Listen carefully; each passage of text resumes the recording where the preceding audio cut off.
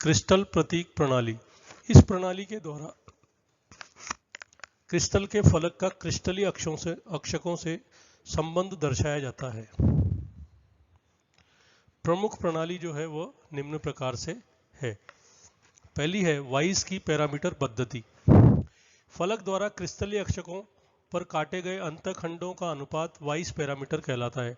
अक्ष अनुपात लिखने की परिपाटी में एक्स अक्ष पर अंतखंड को 1 मानकर अक्षानुपात निकालते हैं। जैसे कि पोटेशियम सल्फेट के क्रिस्टलों के लिए अक्षानुपात निम्न प्रकार से है A/B/C is equal to 0.5727:1:0.7418। Weiss parameter के गुणांक अंकों को वाइस प्रतीक कहते हैं। यदि ABC इकाई फलक हो तो इसके वाइस पैरामीटर A/B/C होंगे, तो इसको निम्न प्रकार से लिखेंगे A/B/1:C/B, A/B/1:C/B। फलक CDE के vice parameter 2A, 2B, 2C होंगे और इसके वाइस सूचकांक जो है वो क्या हो जाएंगे 2, 2 और 1 होंगे। दूसरी पद्धति है मिलर सूचकांक पद्धति। इस पद्धति के अनुसार किसी फलक की व्याख्या 3 पूर्णांक H के L के द्वारा की जाती है। ये पूर्णांक एकांक तल के अंतखंड और दिए गए फलक के अंतखंडों के अनुपात को व्यक्त करते हैं। वाइस अंकों से मिलर अंक ज्ञात करने के लिए उसके वाइस अंकों के व्युत्क्रम को किसी छोटी से छोटी संख्या से गुणा करके पूर्णांक अंक प्राप्त करते हैं और यही पूर्णांक जो है मिलर अंक कहलाते हैं। जैसे कि उक्त चित्र में CDE फलक के वाइस पैरामीटर अभी हमने देखा था 2A, 2B और C है, तो इनके जो वाइस सूचकांक है वो क्या है 2, 2 और 1 होंगे। अतः इनके व्युत्क्रम क्या हो जाएंगे 1/2, 1/2, 1 होंगे। अब छोटी से छोटी संख्या अर्थात हम इसको 2 से गुणा करेंगे तो ये क्या हो जाएगा 1, 1, 2 प्राप्त होगा। यही इस फलक के जो है मिलर अंक कहलाएंगे। इसे हम 1, 1, 2 रीड करते हैं। यदि फलक अंतखंड ऋणात्मक दिशा में होंगे तो उसके मिलर अंक को हम बार से व्यक्त करेंगे। मिलर सूचकांक ज्ञात करने की जो विधि हमने ऊपर अध्ययन की है उसको हम निम्न उदाहरणों से आसानी से समझ सकते हैं। पहला हमें ज्ञात करना है A, 2B और C के मिलर सूचकांक ज्ञात करना है। अब तल के वाइस सूचकांक क्या है 1, 2, 1 है। इनके व्युत्क्रम क्या हो जाएंगे 1/1, 1/2 और 1/1।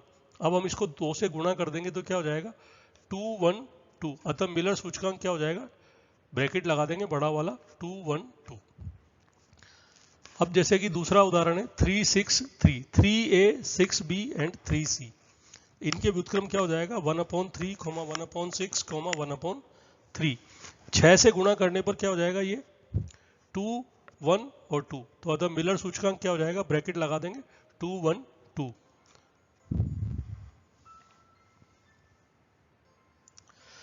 तल के वाइस सूचकांक जैसे कि -2A, 3B और 3C है, तो इनके व्युत्क्रम क्या हो जाएगा -1/2, 1/3 और 1/3। तो 6 से गुणा करेंगे तो क्या हो जाएगा -3, 2, 2।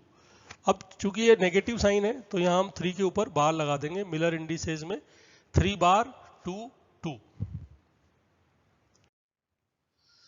जालक तलों के मध्य अंतराल। किसी क्रिस्टल के समानांतर तलों के मध्य दूरी D H के L द्वारा प्रदर्शित की जाती है। घनी जालकों के लिए निम्न सूत्र लिख सकते हैं DH के L is equal to A/√H² + K² + L²। यहाँ A जो है वो घन की भुजा की लंबाई है एवं H के L तल के जो है मिलर इंडिसेस हैं। अब विभिन्न घनीय समुदाय में जालक तलों के मध्य अंतराल। सरल घनीय जालक के प्रमुख तलों को हम निम्न प्रकार से प्रदर्शित कर सकते हैं। उपरोक्त समीकरण, ये इसका 100 तल है, ये 110 तल है और ये 111 तल है। तो D100 will be equal to A/100, जैसा कि ऊपर लिखा हुआ है √1² + 0 + 0, ये इज इक्वल टू A हो जाएगा। D110 क्या हो जाएगा A/√1² √1 square plus 1 square plus 0 यानी कि a अपॉन √2 हो जाएगा। और d 1 हो जाएगा a upon √1 square plus 1 square plus 1 square यानी कि a अपॉन √3 हो जाएगा। अब इनका जो रेशो हो जाएगा d100, d110 and d111 will be equal to a by √2 ratio a by √3। a हट जाएगा तो 1 रेशो 1 बाई √2 रेशो 1 बाई √3। ये जो है अब इसको हम निकाल लेंगे तो ये 0.707 रेशो 0.577 होगा। अब फलक केंद्रित घनीय जालक इस समुदाय के प्रमुख तल होंगे 200, 200, 220 एवं 111 होंगे। तो इसके लिए हम निकालेंगे d200 will be equal to a upon √2 square plus 0 square plus 0 square यानी कि a बाई 2 हो जाएगा। d220 हो जाएगा a upon √2 square plus √2 square plus 0 square यानी कि a बाई √8 हो जाएगा यानी कि a बाई 2 हो जाएगा। और d111 हो जाएगा a upon 1 square plus 1 square plus 1 square is equal to a by √3 हो जाएगा। तो तीनों तलों के मध्य दूरी अनुपात क्या हो जाएगा d200 ratio d220 ratio d111 and this will be equal to a by 2 ratio a upon 2√2 ratio a upon √3 और a इसको हो जाएगा 1:1 अपॉन √2 रेशो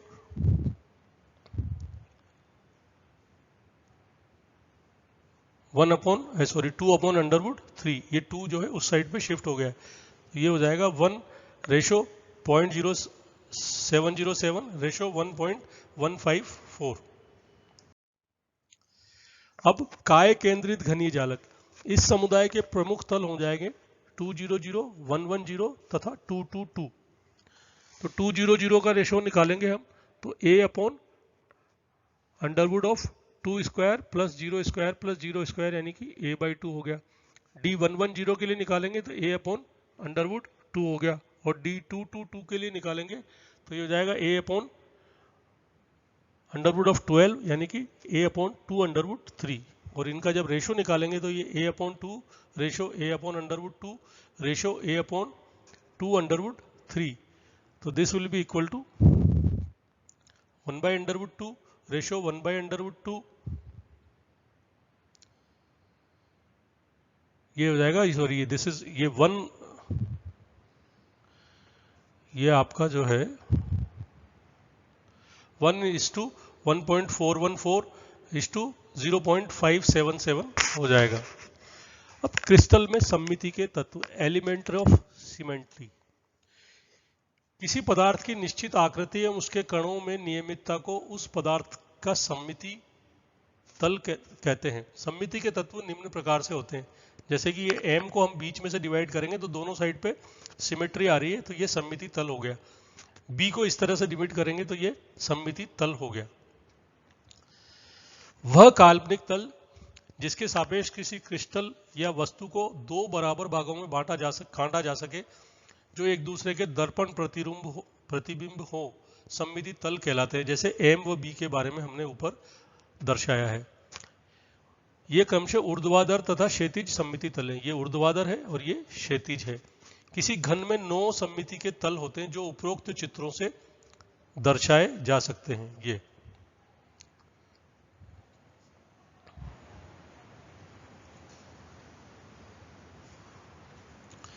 उसके बाद आती है सममिति अक्ष। किसी क्रिस्टल केंद्र से गुजरने वाली वह काल्पनिक अक्ष जिसके सापेक्ष यदि क्रिस्टल को घुमाया जाए तो एक घूर्णन में क्रिस्टल एक से अधिक बार स्पेस में एक जैसा दिखाई देगा, सममिति अक्ष कहलाती है। किसी क्रिस्टल को एक काल्पनिक अक्ष के सापेक्ष 360/n कोण पर घुमाने पर यदि उसकी एक जैसी संरचना की पुष्टि होती है तो उस अक्ष को n गुणित सममितीय अक्ष कहते हैं। घनी क्रिस्टल में निम्न प्रकार के सममितीय अक्ष पाए जाते हैं। यह तो है द्विगुणित सममितीय अक्ष। अक्ष के सापेक्ष 180 डिग्री घुमाने पर घन अपनी वास्तविक संरचना की पुनरावृत्ति करता है। यदि घन के आमने सामने के किनारों के मध्य बिंदु को मिलाकर अक्ष बनाया जाए तो यह द्विगुणित सममितीय अक्ष कहलाएगा। किसी घन में 12 किनारे होते हैं, अतः ऐसे 6 अक्ष हम बना सकते हैं। अब आती त्रिगुणित सममितीय अक्ष। किसी अक्ष के सापेक्ष घन को 120 डिग्री घुमाने पर घन अपनी संरचना की पुनरावृत्ति करता है। किसी घन में 8 कोने होते हैं, आमने सामने के कोणों को मिलाकर ऐसे कुल 4 अक्ष हम बना सकते हैं। अब चतुर्गुणी सममितीय अक्ष। यदि किसी घन को इस अक्ष के सापेक्ष अर्थात 90 डिग्री पर घुमाया जाए तो वह अपनी संरचना की पुनरावृत्ति करता है।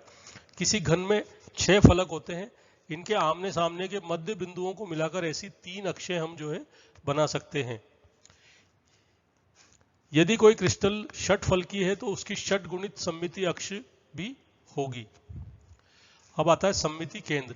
किसी क्रिस्टल का वह काल्पनिक बिंदु जिससे होकर यदि कोई रेखा खींची जाए तो वह क्रिस्टल की सतह को दोनों ओर समान दूरी पर काटे सममिति केंद्र कहलाता है। किसी क्रिस्टल में यदि एक ही सममिति केंद्र होता है, अतः किसी घनी क्रिस्टल में कुल मिला के 23 सममिति तत्व होंगे। 9 तो हमने सममिति तल निकाले थे, 13 हमने सममिति अक्ष निकाली है, 6 + 4 + 3 तो 13 और 9 22 और एक सममिति केंद्र अर्थात 23। Thank you.